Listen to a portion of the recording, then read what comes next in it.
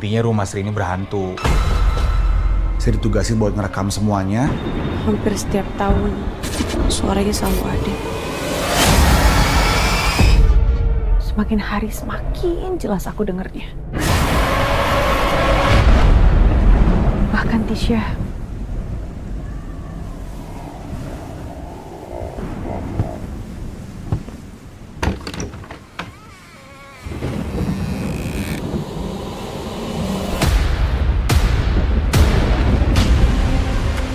Rumah ini tuh penunggunya Buto Ijo. Buto Ijo ini bisa mangsa calon santapannya kalau emang benar-benar takut.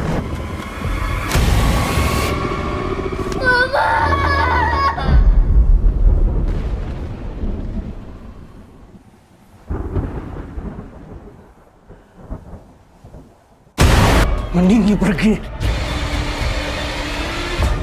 daripada you mati. Please tolongin aku. Aku gak bisa keluar dari rumah. Jangan sampai dimakan ya, Om.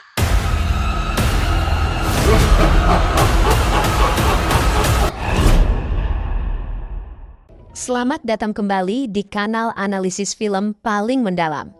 Hari ini, kita akan membedah secara tuntas salah satu rilisan horor paling dinantikan yang menggabungkan mitologi kuno Jawa dengan ketegangan modern. Penunggu Rumah Buto Ijo 2026. Ini bukan sekedar film hantu biasa, melainkan studi kasus tentang bagaimana trauma masa lalu dapat memanggil entitas kuno yang haus akan pembalasan.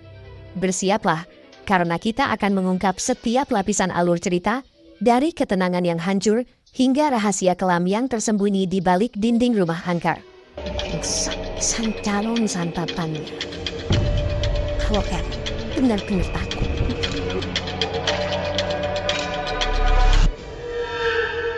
Fokus utama kita adalah Srini, seorang janda muda yang diperankan oleh Celine Evangelista.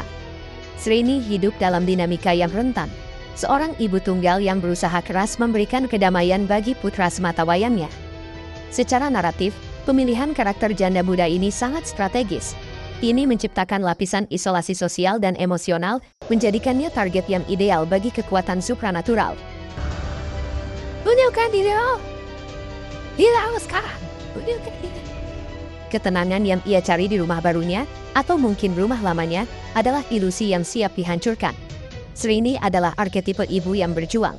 Namun dalam konteks horor, perjuangan ini seringkali diselingi oleh kesalahan masa lalu yang kini menuntut harga. Titik balik cerita ini, atau katalisator teror, adalah momen menjelang ulang tahun ke-6 sang anak. Dalam struktur horor, ulang tahun anak seringkali menjadi penanda penting, melambangkan kemurnian yang terancam, atau lebih gelap lagi, sebuah perjanjian yang jatuh tempo. 6 tahun bukanlah angka acak.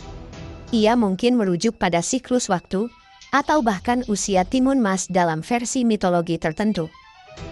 Kedamaian mereka mendadak berubah menjadi mimpi buruk yang konkret, sebuah teror yang memiliki jadwal. Analisis kami menduga bahwa ulang tahun ini adalah tenggat waktu yang ditetapkan oleh Buto Ijo dalam perjanjian yang dibuat bertahun-tahun sebelumnya.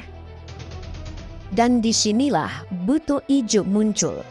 Sosok raksasa menyeramkan ini bukan lagi sekadar legenda yang diceritakan di buku dongeng. Film ini menjanjikan visualisasi Buto Ijo yang menakutkan, entitas yang secara fisik mengancam. Analisis visual menunjukkan bahwa Buto Ijo dalam film ini berfungsi sebagai personifikasi dari ketakutan primal. Ia adalah bayangan gelap yang diproyeksikan oleh rahasia rumah itu sendiri, atau lebih spesifik, rahasia yang dibawa oleh Srini. Perlu dicatat, Buto Ijo tidak hanya menghantui, ia menampakkan diri, menunjukkan intensitas dan tujuan yang jelas. Kalau kan benar-benar takut.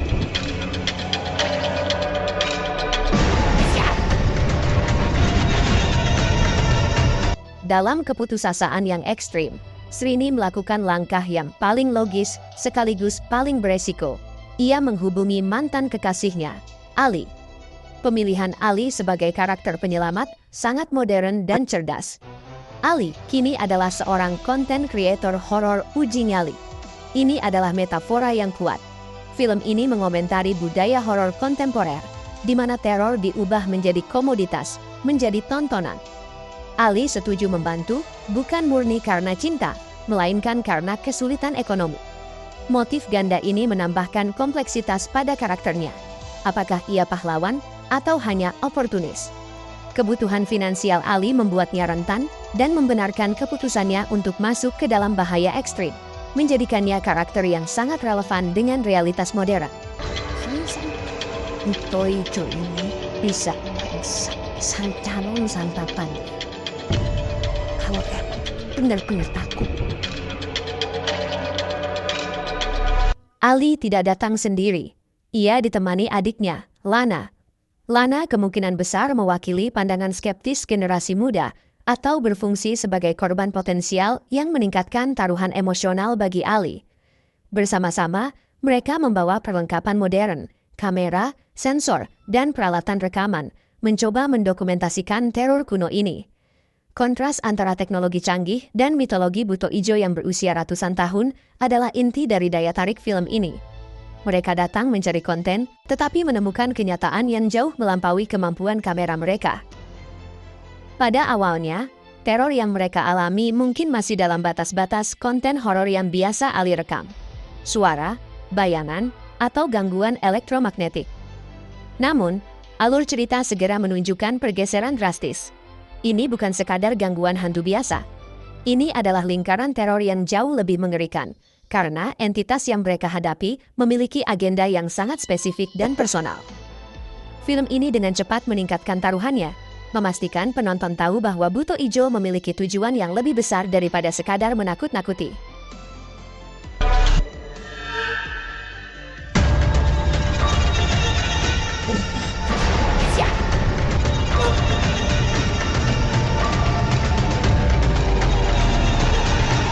Momen kunci yang mengubah dinamika film adalah ketika buto ijo berhenti menjadi bayangan dan menampakkan diri secara nyata di hadapan Ali.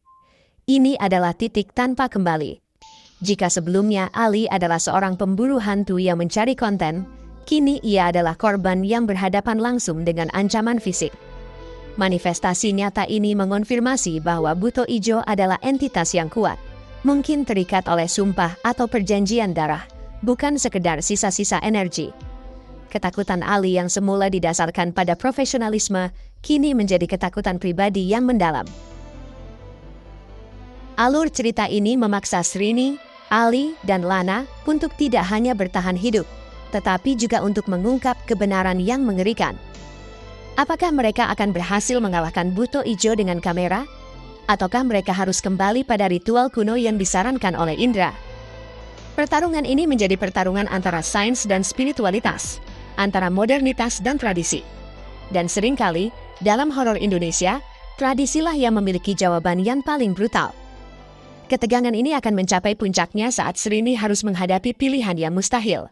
Apakah ia akan mengorbankan rahasianya atau anaknya? Secara keseluruhan, Penunggu Rumah Buto Ijo 2026 menjanjikan alur cerita yang padat, dibangun di atas fondasi legenda rakyat yang kuat, namun disajikan dengan pacing dan ketegangan horor modern. Film ini bukan hanya tentang teror fisik, tetapi juga tentang beban moral dan pengorbanan yang harus dilakukan seorang ibu untuk melindungi anaknya dari warisan kelam yang ia ciptakan atau warisi.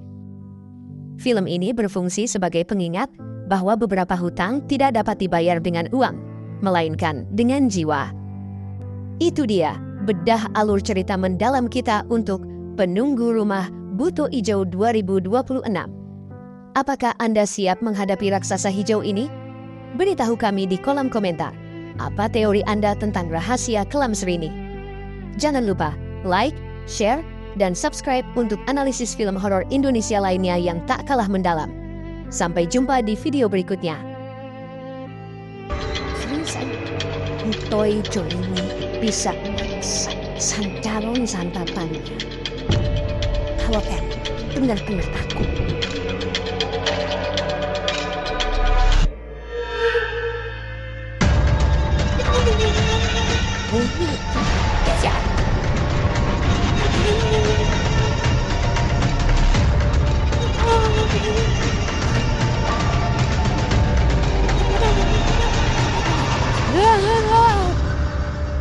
Tunjukkan diri lo.